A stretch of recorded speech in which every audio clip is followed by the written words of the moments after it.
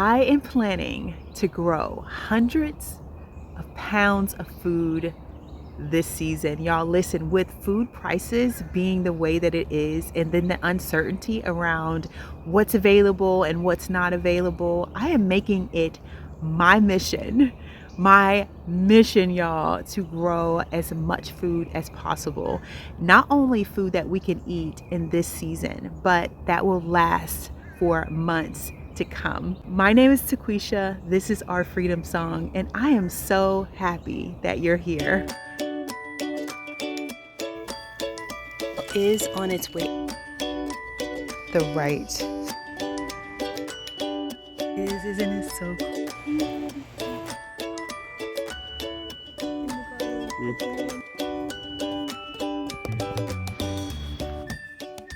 So I want to show you this clip. This was the day that I got my seeds.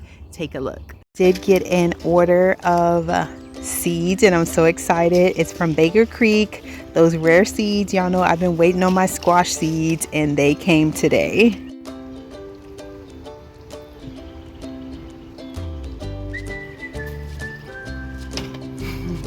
Sweetie.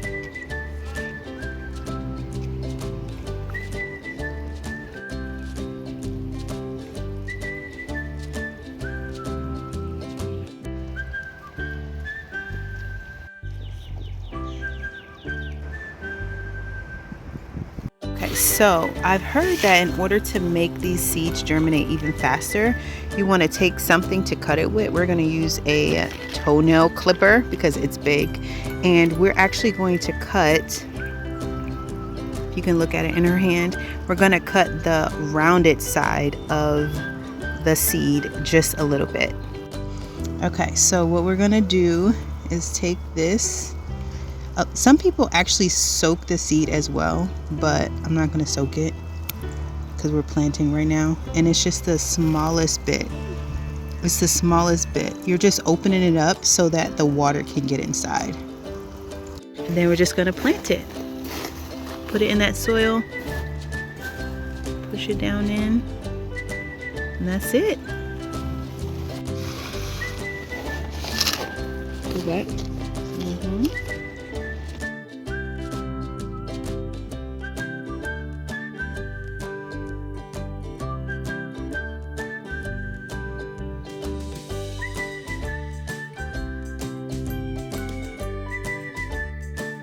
Wow, these seeds are so chunky. This is the seed right here. I don't know how to pronounce that, but man, that is a chunky seed. We're just trying to get the smallest little hole in there.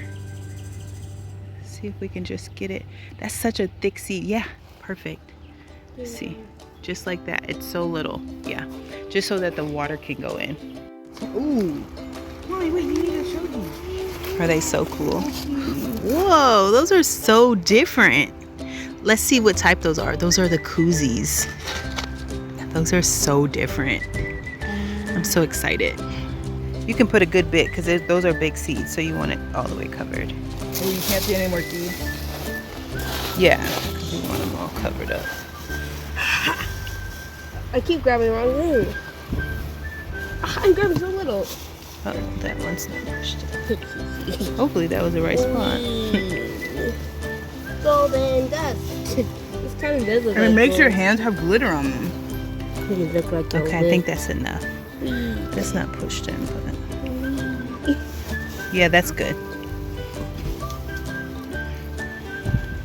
So I am actually growing over 17 different varieties of squash this year, and not just because I just want to grow 100 varieties of something, but it actually has a purpose. So I'm growing that many winter squash varieties because I actually don't know what's going to work well where I am, and so it's sort of an experiment. We are in a place where it's not necessary that we have to absolutely grow all the food that we eat, even though it does feel like we're heading towards that. I feel like it's a good time to kind of learn what are going to be our staples. So I have not been big on winter squash. I did try last year with one, and then who comes along? That dreaded vine borer, y'all. It is the nemesis. It is the garden nemesis for any type of squash plants. And because I've not wanted to deal with that, I've just not planted squash. Like, I didn't plant any zucchini because I was like, yuck. Like, I do not want to deal with that pest. But this year, it is on. It is on. It is on. And I'm so serious about being serious and intentional with this winter squash. I know that the vine borer is going to come, and I want to be ready when it does come. There's a couple ways I'm going to be ready because I've researched and I understand now how to eliminate the pest out of the vine. And I also am going to be ready because there's some preventative things that I could do. Like, I heard that you could wrap the base with aluminum foil. You could sprinkle some DE around the base of the plant. So there's lots of different methods, and I'm going to probably be trying them all because I really want success. And in my mind, if I can get one fruit of each variety, that will be incredible. That's my goal, one fruit. And some of these fruits are so big, like some of these squash, they are humongous. And so if I can get one, not only is that going to allow me to taste it, me and my family, and to determine if that's something that we want to continue to grow, but it's also going to give me enough seeds to plant that again for years to come, because some of these seeds were crazy expensive. Some packs were like $3.50 and I got 4 seeds in that pack. That is so expensive to me. And I know that once you grow a large fruit like that, you will have so many seeds. And so just that cycle of being able to provide just continues, and I love that. And so this year I'm going to be huge on saving my seeds from all of our heirlooms, as well as growing as much food as possible. And I am so happy that we get to grow along together. So I also feel like I will be able to successfully grow the food because I'm growing so much of it.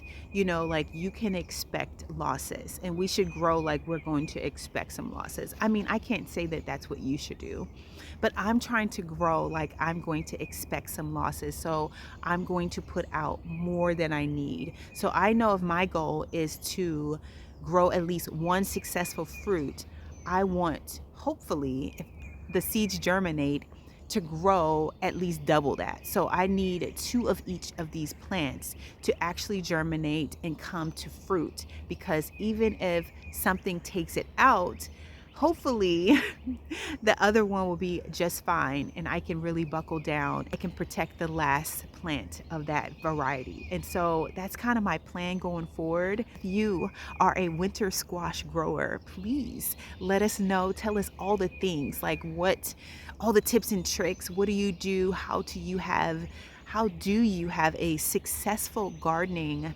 season with that nemesis of a vine borer? Like, how do you compete against the vine borer? We all want to know. So definitely leave that down below. So that's one way that I'm going to, quote unquote, secure my harvest. We all know that that's not true. Anything can happen. I can plant 16 of the same and they attack all of it at the same time, or weather and stuff we cannot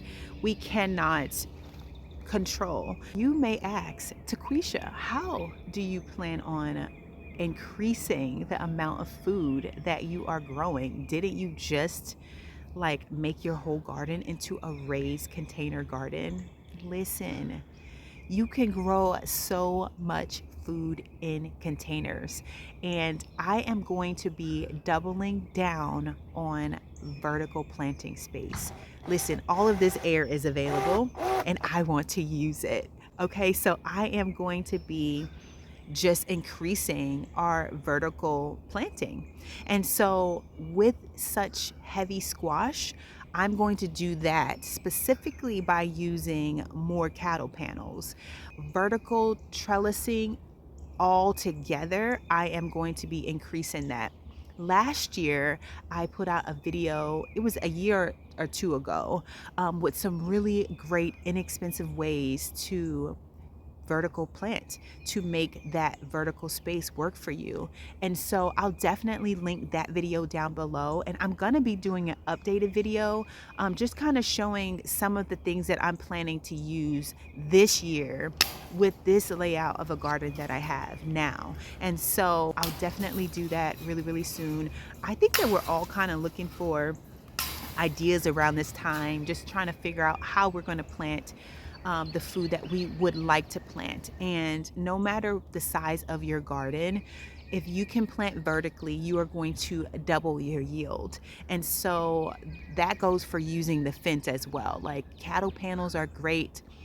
They're tedious. I'll get into all of that on my video when I talk about trellising, like just the least expensive, the most expensive, what lasts, what I feel like I wouldn't use again, all those type of things. But fencing is also really, really great, and it's actually less expensive than cattle panels, but it's strong. Like, we need something that's got that strength to it to hold the different varieties of squash, because some of the ones that I'm planting go up to 30 pounds. You know, that's like growing a big baby watermelon. I was thinking that's like growing a big baby.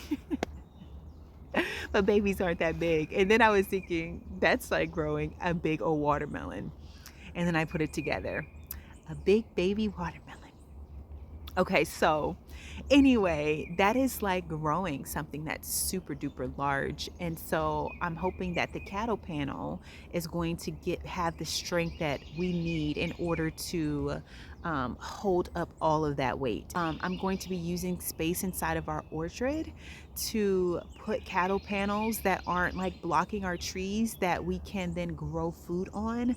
Like, I just look for all the negative space, and then I wonder to myself, how can I grow food here without disrupting the other things that are growing around it? And so, yes, I have containers, and you imagine that you have more space growing in ground, but honestly, if you use vertical space, you can grow an incredible amount of food. And like I said, that is definitely my plan, y'all. I absolutely loved teaching the girls about scarifying the seeds and what that means for us as far as getting them to germinate a little quicker. We are 2 weeks away from our last frost date, and so I just want to start it, which is why I use those biodegradable pots, even though biodegradable pots are not my favorite. I think that it's a hard thing to get to break down. You really have to keep the soil moist, but I'm trying to get a head start on all of the squash that I'm wanting to plant. And so it was the best thing for me to do this time around. If it doesn't work, then I will be direct sowing all of those squash seeds. I think I have all of them except for one pack that only came with just a few in the pack, and so I wouldn't be able to grow that variety if the 4 that I got does not germinate. So I would love to know, are you planning to grow more food this year as well? And what are you leaning into? Are you growing more cucumber? Are you growing more tomatoes? What are you planning to grow more of? And what is your idea around sustainability? I know that it is a hot topic, and for me, I just really feel like I have this incredible opportunity to learn before it's necessary. And so that is what I'm taking the time to do. I'm like, okay, I get to try to learn how to grow seeds. I get to learn about soil. I get to learn just what works well for my garden and what doesn't, meaning like microclimates and just being in my climate in general. Like, our weather here is different than your weather, and so if you're not exactly where I am, because I'll have a friend who's 20 minutes away and her garden and weather is different than mine, and so it is an actual real thing. It does not matter. You could be like in the same neighborhood and y'all's garden just responds differently. And so getting in your garden and figuring out what works, how things grow is the absolute best thing that you can do. It's the absolute best thing that I can do.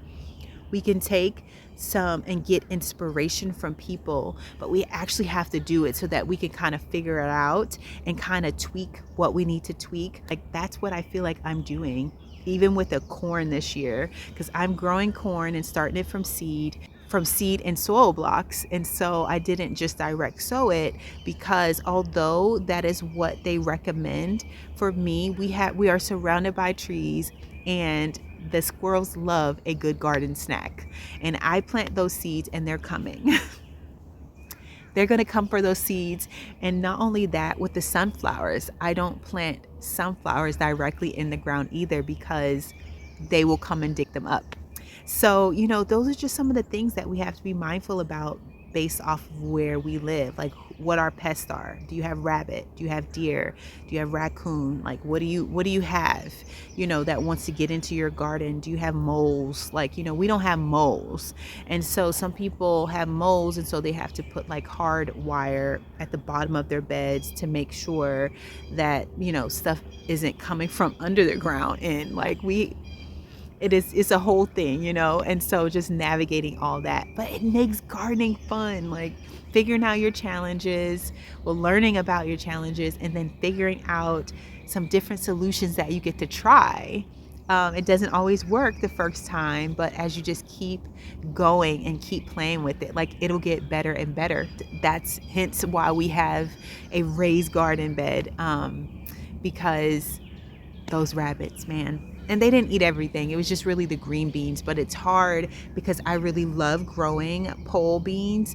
And when they come and they're eating them from the bottom, like, you know what I'm saying? They don't even get long yet. And so I wouldn't mind sharing bottom leaves even with the rabbits, you know what I'm saying? But if they're just destroying the plant, I don't get to feed my family. And I definitely love my family and myself more than I do the rabbits. I'm just saying, like, I have kids to feed. I have a husband to feed. And so I would love to know just kind of what your ideas are about that, and what are you going to do? What are your plans to kind of develop a solution for whatever you think that you need? And we all are different. We are a family of 6, and so trying to figure out how much food. I would love to get to the place where all of our produce came from our garden, like figuring out how many plants everybody needed. But I know with those squash, you can make a mean squash soup, like a mean squash soup, and soups go so far, and I love that idea. So if I'm able to store a squash for, say, 5 months, that's huge. That's a lot of time to store and then begin to eat the things.